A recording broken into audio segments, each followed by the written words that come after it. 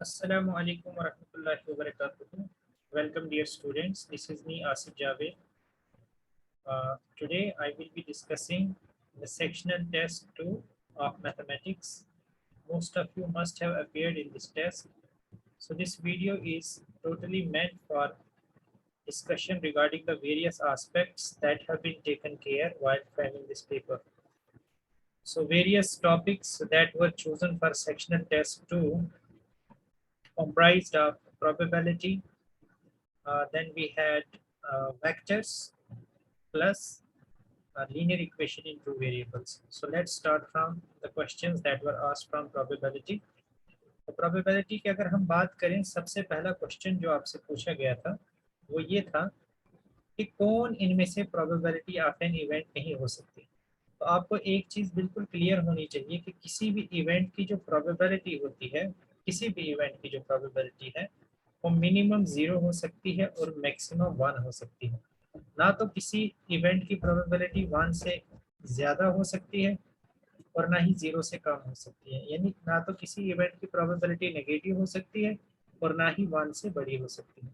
अब अगर इन ऑप्शंस को आप गौर से देखें तो पहला वाला ऑप्शन सही होगा, बिकॉज 0.3 0 और 1 के बीच में लाई करता है, 0.7 भी, 0.99 भी। तो एक ऐसा इसका ऑप्शन है 1.2 जो कि ग्रेटर देन 1 है, तो ये प्रोबेबिलिटी नहीं हो सकती। बिल्कुल सिंपल क्वेश्चन था प्रोबेबिलिटी से, this was a bit conceptual.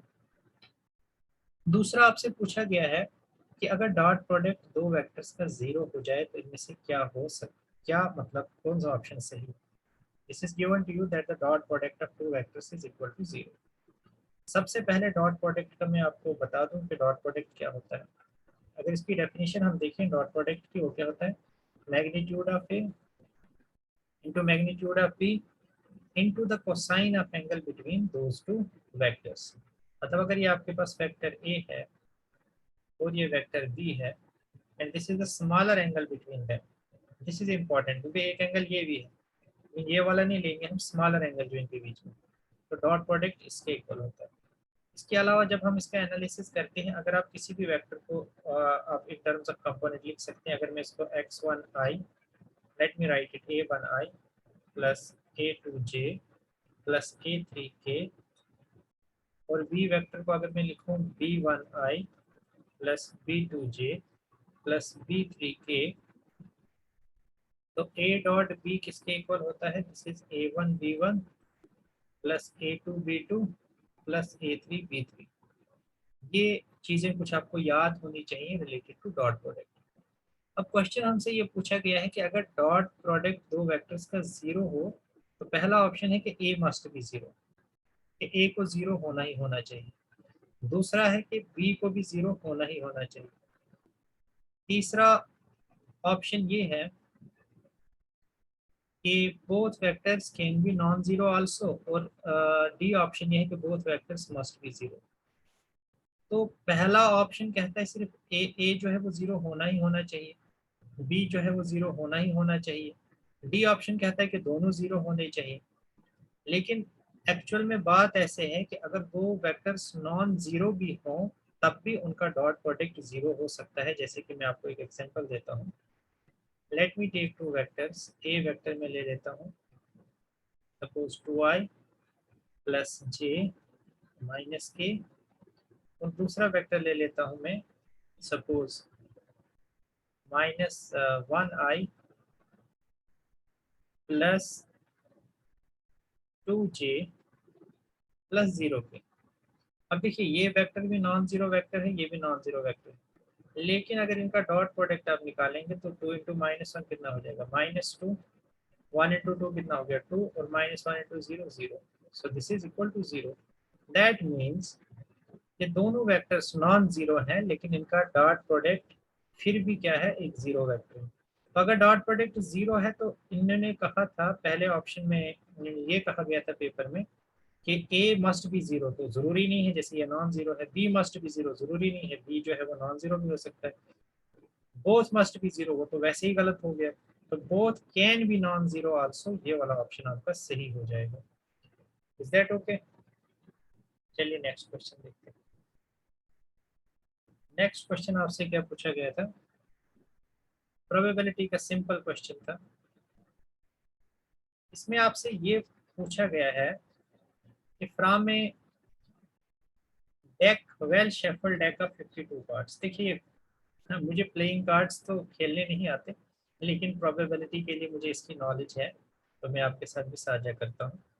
Basically इन पत्तों की बात जो है, आप में से बहुत सारे बच्चे जानते भी होंगे, लेकिन उन बच्चों के लिए जो नहीं जानते, मैं बताऊंगा आपको। टोटल ये कार्ड्स होते हैं आपके 52 कार्ड्स होते हैं। इसमें 4 सूट होते हैं, स्पेड, फिर होते हैं आपके क्लब, हार्ट और डायमंड। ये 4 सूट होते हैं आपके। ये मैंने इंटेंशनली ब्लैक से लिखे हैं और ये रेड से, क्योंकि ये जो आपके 2 सूट हैं ये आपके ब्लैक होते हैं, और 2 सूट आपके जो है ये रेड होते हैं। अब जो स्पेड होते हैं ये भी 13 होते हैं, क्लब भी 13 होते हैं, हार्ट भी 13 होते हैं, डायमंड भी 13 होते हैं। अब ये जो 13 कार्ड्स होते हैं, ये कौन कौन से होते हैं? इसमें आपके जो 4 कार्ड है वो फेस कार्ड होते हैं। कौन कौन से होते हैं वो? उसमें एक होता है आपका एस, एक आपका हो गया किंग, क्वीन, जैक। ये 4 कार्ड होते हैं आपके इनको कहते हैं फेस कार्ड्स। ये कार्ड फेस कार्ड्स। अब ये इसमें भी होंगे, इसमें भी होंगे, ये हर एक में है। Queen, jack, ace, king, queen, jack, 4 ये हो गए। बाकी नाम कौन से होते हैं? वो होते हैं आपके 2, 3, 4, 5, 6, 7, 8, 9 और 10।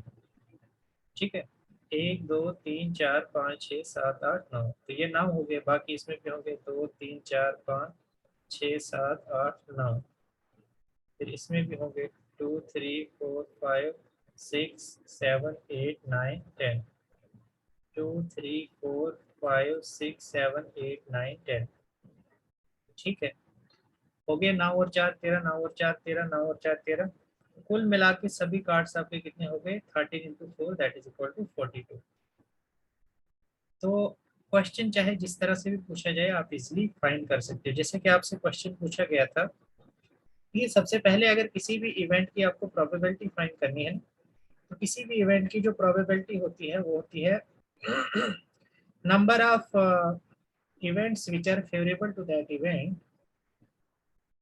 आई मीन टू से, अगर आप सबसे पहले किसी भी इवेंट की प्रोबेबिलिटी आपको निकालनी हो, तो सबसे पहले आपको टोटल नंबर ऑफ आउटकम्स निकालने हैं, कितने हैं। तो टोटल नंबर ऑफ आउटकम्स जो है वो आपका सैंपल स्पेस बनाता है।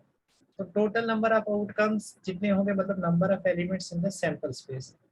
और जब आप किसी भी इवेंट की प्रोबेबिलिटी निकालते हो, तो आप सैंपल स्पेस में से, यानी जो टोटल पॉसिबल आउटकम्स है, उनमें से कितने इवेंट्स जो हैं वो उस कितने एलिमेंट्स है उस टोटल पॉसिबल आउटकम्स में से, कितनी आउटकम्स हैं जो उस इवेंट को फेवर करती हैं, वो आपका आएगा न्यूमरेटर में। और टोटल पॉसिबल आउटकम्स मतलब total number of elements in the sample space, वो आ जाएगा डिनोमिनेटर में। तो वो हो जाएगा आपका प्रोबेबिलिटी ऑफ इवेंट। सिंपल सी बात है। जैसे अगर आप टॉसिंग ऑफ कॉइन में देखो, तो टोटल आपके पास जो आउटकम्स है वो सिंगल कॉइन को अगर टास्क करो, एक हेड है एक टेल। तो अगर मैं आपसे पूछूं प्रोबेबिलिटी ऑफ हेड, तो कितने इवेंट्स हैं जो हेड को फेवर करते हैं? 1। और टोटल आउटकम्स कितने हैं? 2। तो प्रोबेबिलिटी ऑफ हेड क्या हो जाएगी? 1/2। सिमिलरली प्रोबेबिलिटी ऑफ टेल क्या हो जाएगी? कितने इवेंट्स टेल को फेवर करते हैं? 1। और टोटल कितने हैं? 2। सो 1/2 आ जाएगा। इसी तरह से अगर मैं थोड़ा सा आपको 2 कॉइन्स के टास्क की हम बात करें, तो सैंपल स्पेस क्या बनेगी? वो हेड हेड बन सकती है, टेल टेल बन सकती है, टेल हेड बन सकती है, हेड टेल। अब आपसे क्वेश्चन में इस तरह से पूछा जाए कि what is the probability of getting at least one head, at least one head in tossing of 2 coins, यानी कम से कम एक हेड होना चाहिए। तो ये वाला तो नहीं आएगा इसमें, ये भी आ जाएगा, ये भी आ जाएगा, ये भी। तो क्या होगी प्रोबेबिलिटी इसकी एटलीस्ट वन हेड की? एटलीस्ट वन हेड ये हो जाएगी 3/4। यानी 3 इवेंट ऐसे हैं जो फेवर करते हैं, टोटल इवेंट्स कितने? 4। चलिए इसी चीज को, इसी लॉजिक को हम यहाँ पे भी लगाते हैं।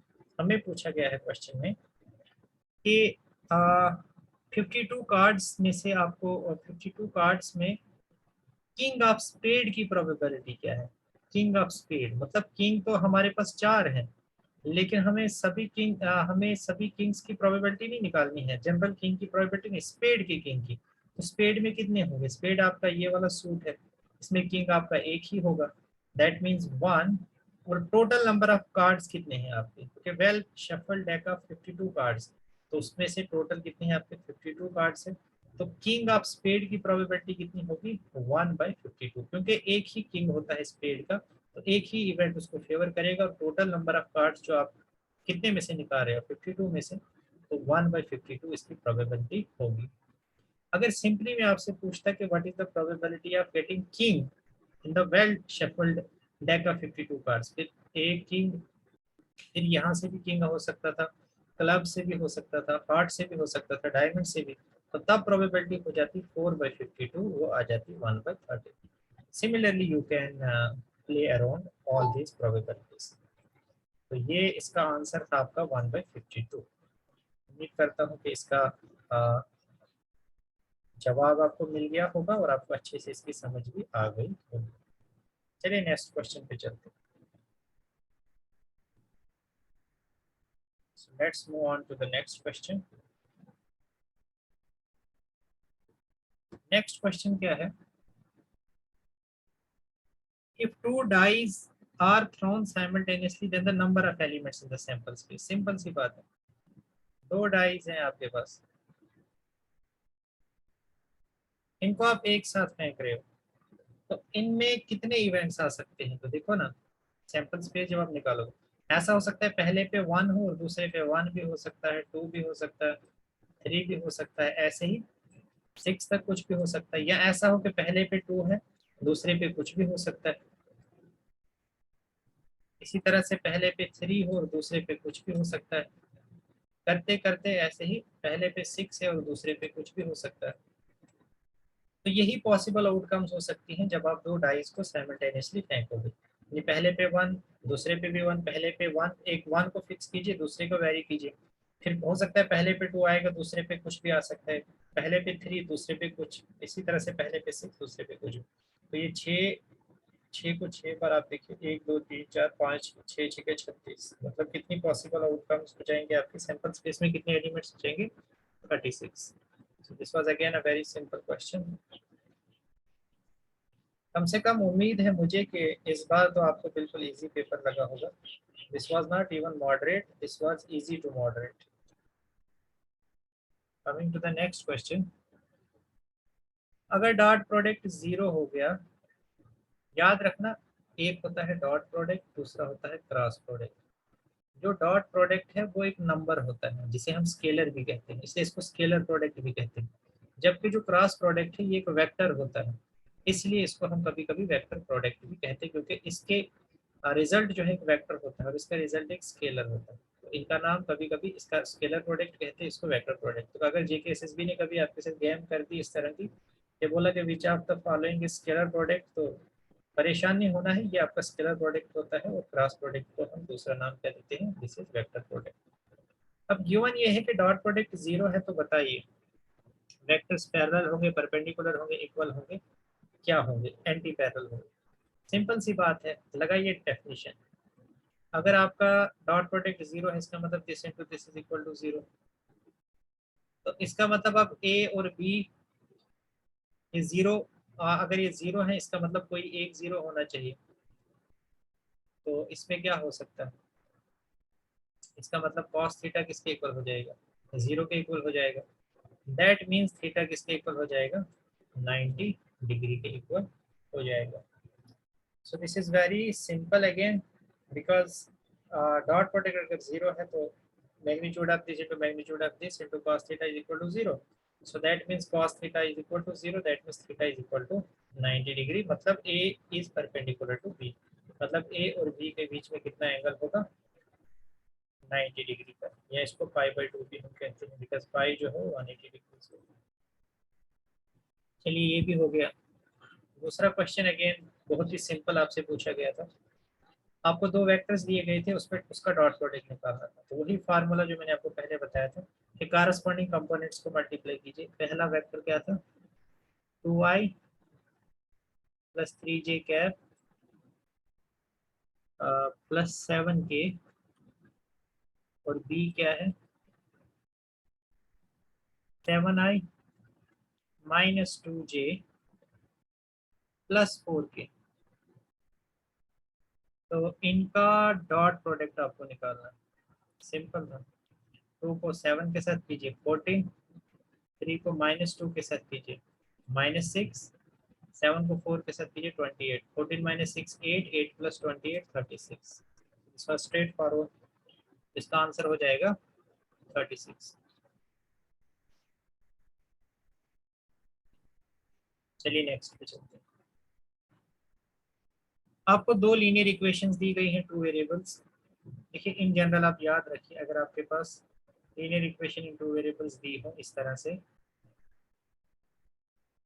दिस इज y, तो इसमें आपका अगर a1/a2 is not equal to b1/b2 is not equal to c1/c2, तो तब आपका हो जाता है यूनिक सॉल्यूशन। अगर तीनों बराबर हो जाए तब हो जाता है ये इनफाइनाइटली मैनी सॉल्यूशन। और अगर a1/b1 is equal to a1/a2 sorry is equal to b1/b2 is not equal to c1/c2, तब हो जाता है आपका नो सॉल्यूशन। ठीक है, तो यहाँ पे देखिए, यहाँ पे जो आपका दिया गया है,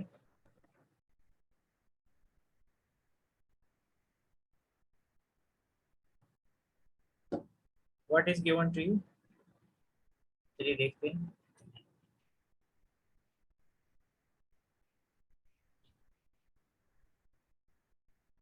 what is given to you, इसी फॉर्मेट में लिखिए 2x + 3y + 0 is equal to 0। दूसरा है 3x, इसको लिख सकते हैं +-4y, और 2 को इस तरफ लाइए +-2 इज इक्वल टू 0। तो 2/3, 3/-4 एंड 0/-2। क्लियरली कोई किसी के इक्वल नहीं है। 2/3 is not equal to -3/4 is not equal to 0। तो इसका मतलब ये हो गया कि इसका क्या हो जाएगा आपका unique solution. Simple.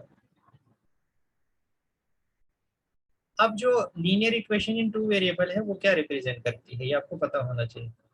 ax + by + c equal to 0। कोई भी linear equation in two variable आप ले लीजिए, जैसे 2x + 3y + 4 is equal to 0। करना क्या है, एक वेरिएबल को दूसरे में रिप्रेजेंट कीजिए, जैसे ये आ जाएगा -2x - 4, y is equal to -2x - 4/3। अब आप x की वैल्यू अपनी मर्जी से चूज कीजिए, तो कारस्पॉन्डिंग आपको किसकी वैल्यू मिलेंगी, y की वैल्यू। अब आप क्या कीजिए, ग्राफ पेपर पे x की वैल्यू x एक्सिस पे प्लॉट कीजिए, y की y एक्सिस पे। जब आप इनको ज्वाइन करेंगे तो आपको क्या मिलेगा, एक स्ट्रेट लाइन मिलेगी। हमेशा जब भी आप लीनियर इक्वेशन टू वेरिएबल्स को प्लॉट करोगे टू डायमेंशन में, you will always get a straight line. That mean geometrically linear equation in two variable किसको रिप्रेजेंट करती है, straight line. Okay, this is straight line. अच्छा, आपसे पूछा गया था कि if two lines meet at one point exactly then this is an example और इंस्टेंस ऑफ। देखो जब भी दो लाइंस होती है ना, ऐसा हो सकता है कि दो लाइंस कहीं पे मिले ही नहीं आपस में।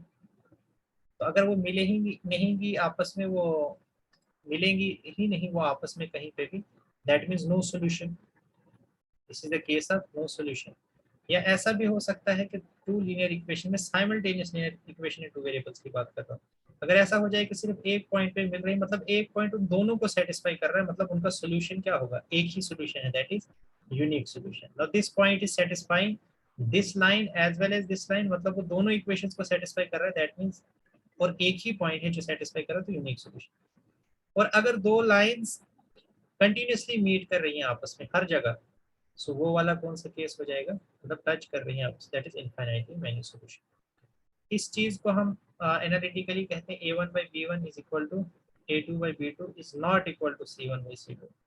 ये वाला जो है this is a1/a2 is not equal to b1/b2 is not equal to c1/c2। Basically बस ये इक्वल नहीं होने चाहिए यूनिक सॉल्यूशन के लिए। इसी तरह से ये वाला जो इंस्टेंस है that is a1/b1 is equal to, sorry मैं गलत तो नहीं लिख रहा हूँ, इज दैट ओके।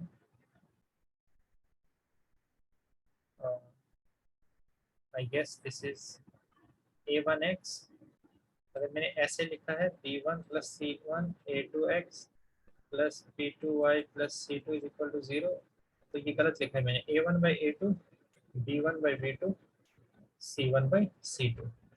इसी तरह से a1 by a2 b1 by b2 is equal to c1 by c2। ठीक है, यहाँ पे भी देख लीजिएगा, a1 by a2 b1 by b2 c1।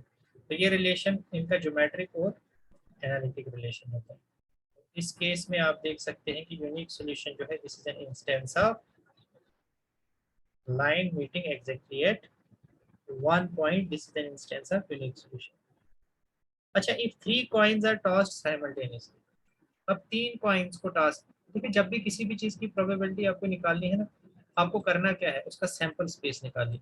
जब सैंपल स्पेस निकालेंगे 3 कॉइन्स को टॉस करने का, तो ऐसा भी हो सकता है कि तीनों पे हेड आए, तीनों पे टेल आए, या पहले पे हेड, हेड को वेरी कीजिए पहली पोजीशन पे, या हेड आएगा आपका दूसरी पोजीशन पे, या हेड आएगा आपका तीसरी पोजीशन पे। सिमिलरली या टेल आएगा पहली पोजीशन पे हेड हेड, या टेल आएगा सेकंड पोजीशन पे, या टेल आएगा थर्ड पोजीशन पे। यही केसेस हो सकते हैं, 1 2 3 4 5 6 7 8, टोटल आपके पास 8 केसेस हैं।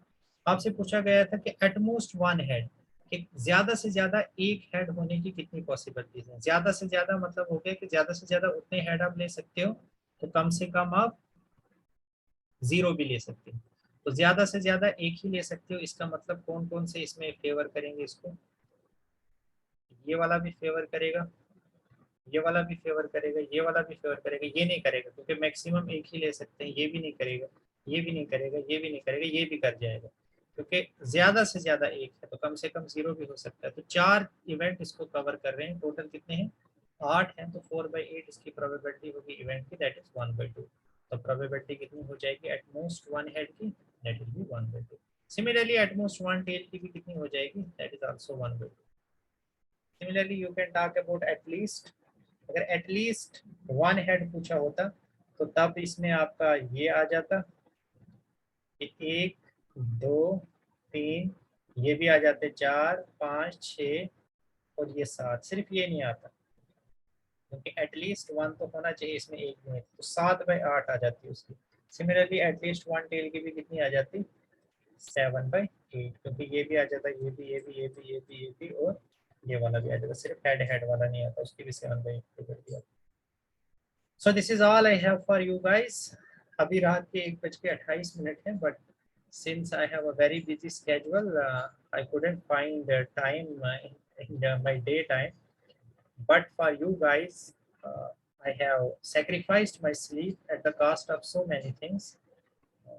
तो उम्मीद करता हूँ कि आप बच्चे हमारे इस एफर्ट को अप्रिशिएट करेंगे, ये सीटी क्लासेस के इस एफर्ट को अप्रिशिएट करेंगे, और इस वीडियो को ज़्यादा से ज़्यादा शेयर करेंगे, और अपने कमेंट्स, क्रिटिसिज्म भी अगर होगा वो भी आप कर सकते हैं, पॉजिटिव नेगेटिव क्रिटिसिज्म जो भी होगा, आई मीन टू से पॉजिटिव क्रिटिसिज्म जो होगा वी विल एक्सेप्ट इट, और उसके साथ अगर आप कुछ अप्रिशिएट भी करना चाहते हैं, आपको अच्छा लगता है, वो भी आप कमेंट में लिख सकते हैं। उससे हमारा कॉन्फिडेंस और ज़्यादा बूस्ट होता है, हमें और ज़्यादा इंकरेजमेंट मिलती है। तो अगर आप EACT क्लासेस पे नए हैं तो EACT क्लासेस को जरूर सब्सक्राइब कीजिए, और अपने फ्रेंड्स को भी बताइए कि आपको यहाँ पे बिल्कुल फ्री क्वालिटी एजुकेशन जो है प्रोवाइड की जाती है एक्सपर्ट फैकल्टी से। सो this is all I have for you guys, thank you so much, very good night.